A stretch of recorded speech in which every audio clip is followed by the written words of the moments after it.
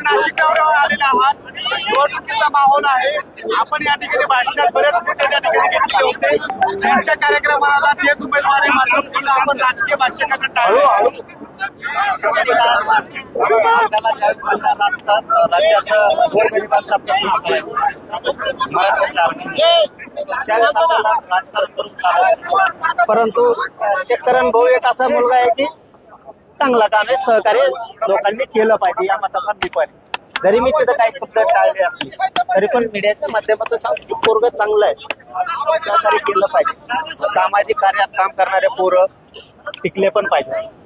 आणि मग वेळेला काय होतं, आपण जर सामाजिक काम करणाऱ्या पोरांच्या पाठीशी उभा नाही राहिलो तर समाजाचं काम करायला पण पुढं अडचण येतात. त्याच्यामुळं करण भाऊला सहकार्य सगळ्यांनी केलं पाहिजे या मताचा मी 100% दादा. पुण्यामध्ये पूजा मोरे यांनी अनेक दिवसांपासून मराठा आंदोलनासाठी त्या ठिकाणी सक्रिय सहभाग घेतला होता.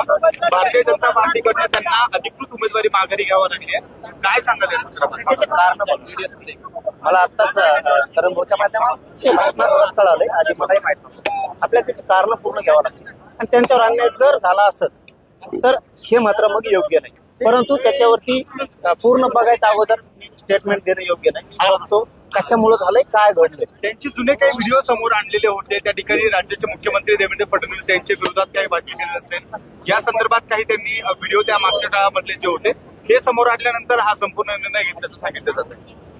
आपण आता हे तुमच्या माध्यमातून करण भाऊच्या माध्यमातून ज्यावेळेस मी बघतो की अन्याय झालाय आणि जुने व्हिडिओचा जर हे संबंध आता जोडत असतील तर ते 100% मग चुकीचं आहे. जर असं असेल जुने व्हिडिओ सामाजिक क्षेत्रात काम करत असताना त्या पद्धतीचं बोलावंच लागतं तरच न्याय मिळतो, नसता न्याय मिळत नाही ना, न्याय मिळतच नाही.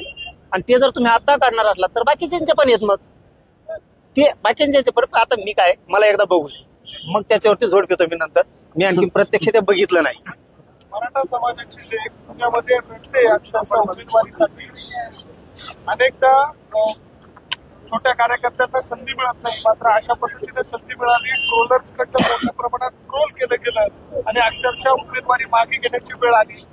अनेकदा तुमच्या चळवळीमध्ये काम करणारी ती लेख होती, ती अक्षरशः अश्रू डाळते आणि माफी मागते. नाही, माफी मागायचा काय संबंध येतो?